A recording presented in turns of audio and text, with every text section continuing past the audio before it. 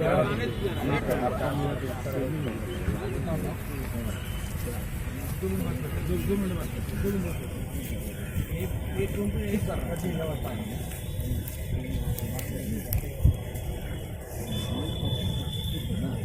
हैं कि सत्ता के जो सरकार है जो बैठी हुई है उसके संरक्षण में जो है ये शराबबंदी की धज्जियां उड़ाई जा रही है। शराब जितना पहले नहीं मिलता था वो अब मिल रहा है। अब तो घरों तक जो है होम डिलीवरी हो रही है।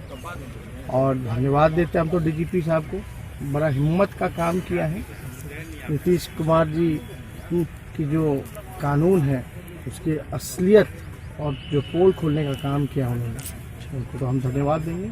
कम से कम ईमानदारी से उन्होंने ये तो स्वीकार किया कि उन्होंने देखा है कि थाने के संरक्षण में ही जो है शराब की बिक्री होती है।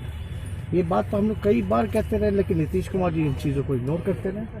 अब तो जो डीजीपी हैं उन्होंने मोहर लगा दी विपक्ष की बात को लेकर, तो नीतीश कुमार जी को भी अब कटघरे में हैं, हम उनको जवाब देना पड़ेगा कि आपके नेतृत्व में, आपकी सरकार में ये किस प्रकार से उल्लंघन किए जा रहे हैं।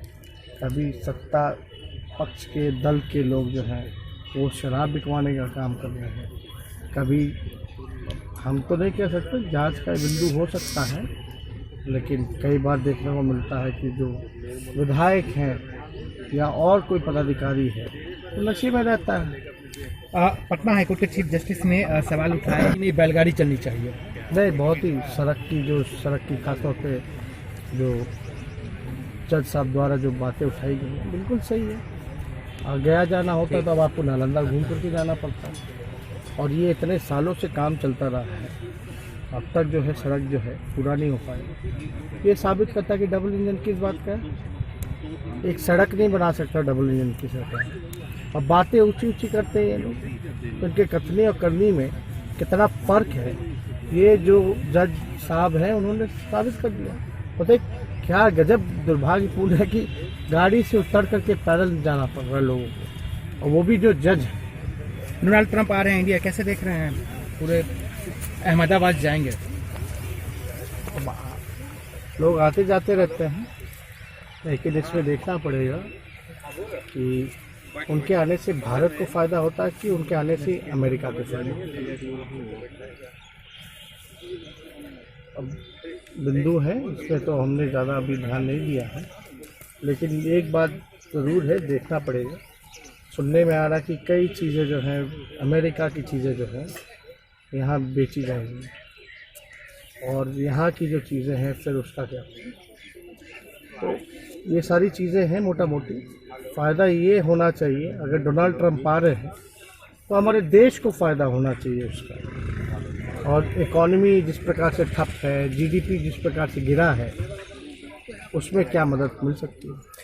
एक और सवाल है कि राम मंदिर ट्रस्ट का जो है मीटिंग है, मंदिर का निर्माण शुरू होगा, वहीं योगी आदित्यनाथ ने कहा है कि जिन लोगों ने कार सेवकों पर गोली चलाई, वहाँ को दूषित किया, अब उन लोगों पर अगर कार्रवाई हो रही है अपराधियों पर, तो लोगों को बहुत दुख हो रहा है। हमको आश्चर्य लगता है, वो यूपी के मुख्यमंत्री हैं या कोई ट्रस्ट के चेयरमैन बने हुए हैं।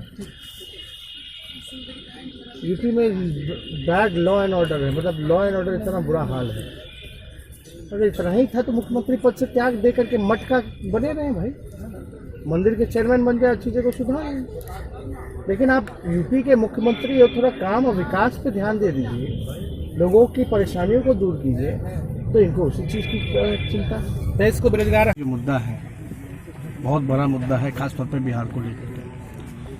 बिहार जो है सबसे नौजवान प्रदेश है इस देश का, और बिहार जो है बेरोजगारी का केंद्र बना हुआ है। काफ़ी बड़ी संख्या में जो लोग हैं पलायन करते हैं, और दूसरे राज्य ही नहीं बल्कि विदेश भी रोजगार पाने के लिए जाते हैं। आप देखिएगा जो MBA किया हुआ है, जो BTech किया हुआ है, उसकी मजबूरी बन गई है कि चपरासी में माली की बहाली में वो जो है आवेदन देने का काम कर रहा है, और दुर्भाग्य है कि उसमें भी उसकी जो नौकरी मिलनी चाहिए वो नहीं मिल पा रही।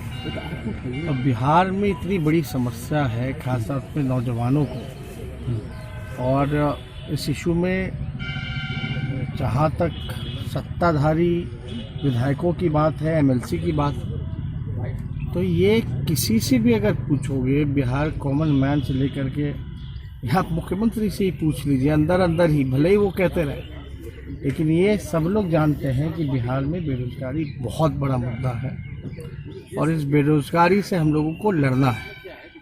असली मुद्दा यही है, खासतौर पे नौजवानों का भविष्य बेहतर हो, नौजवानों की तरक्की होगी तो हमारी प्रदेश की तरक्की होगी, प्रदेश की तरक्की होगी तो देश की तरक्की होगी। तो हम सब लोग जो है युवाओं को गोलबंद करेंगे। ये जो डबल इंजन की सरकार में आपने देखा होगा जो बजट आया, बजट में क्या मिला बिहार को?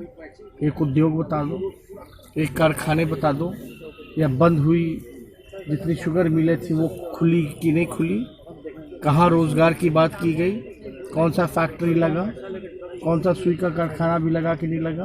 तो ये मसला है बहुत बड़ा। अब बताइए 15 साल से जो सरकार में लोग हैं वो गरीबी नहीं दूर कर पा रहे हैं, बेरोजगारी दूर नहीं कर पा रहे हैं, सड़क पानी बिजली जो मुद्दा है वो अब तक सुलझा नहीं पाए हैं, यूनिवर्सिटियों में जो है परीक्षा समय पर नहीं करा पा रहे हैं, शिक्षा चौपट है, चिकित्सा चौपट है। आखिर किस बात का बिहार में डबल इंजन का सरकार? नीति आयोग में सबसे फिसड्डी बिहार, क्राइम में अव्वल हो जाता है बिहार, भ्रष्टाचार मतलब कि 15 साल में 55 घोटाले इन लोगों ने करने का काम किया। और जवाबदेही अगर पूछे तो जो है इधर उधर की बातें करने लगते हैं। तो उनको बताना चाहिए ना, 55 घोटाले हुए हैं तो कितने लोग पकड़े गए हैं, कौन सा बड़ा अधिकारी, कौन सा बड़ा मंत्री। तो कहीं ना कहीं से बहुत बड़ा बिहार का दुर्भाग्य है कि जिस प्रकार से डबल इंजन लोगों को उम्मीद थी कि बिहार को कुछ मिलेगा, विशेष राज्य का दर्जा मिलेगा, विशेष पैकेज मिलेगा, लेकिन ये दिलाने में नाकामयाब हो गया। जो सवाल सिर्फ और सिर्फ बिहारियों को ठगने का काम है। जो सवाल आप उठाते आए तो वही सवाल अब प्रशांत किशोर भी उठा रहे हैं, वही सवाल खड़ा कर रहे हैं जेडीयू से हटने के बाद। देखिए हमको उन पर कुछ कहना नहीं, हम लोगों का अपना काम है और लोग अपना काम बेहतर जानते हैं। अब हम किसी के काम पे या वो क्या कर रहे हैं नहीं कर रहे हैं उस पर हमारा ध्यान नहीं है। हमारा केवल ध्यान है नौजवानों के साथ खड़े होकर के उनको बेरोजगारी को दूर करना। दरोगा अभ्यर्थियों को सर नेता जब आपको सपोर्ट कर रहे हैं, ऐसे में गिरिराज सिंह कह रहे हैं कि विपक्ष जो है अपनी बेरोजगारी दूर करने के लिए निकला है, उससे जनता की चिंता नहीं है। अब इस पे आप क्या कह सकते हैं? थोड़ी देर के लिए मान ही लो हम अपनी बेरोजगारी को दूर कर रहे हैं, यानी जितने लोग रोजगार मांग रहे हैं वो गलत मांग रहे हैं। मेरी छोड़ दो ना, वो तो जनता तय करेगी, लेकिन आप तो जनता का चिंता करो, आप तो सत्ता में हो। उनकी बेरोजगारी कौन दूर करेगा? और बेरोजगारी पे बात किसने की है?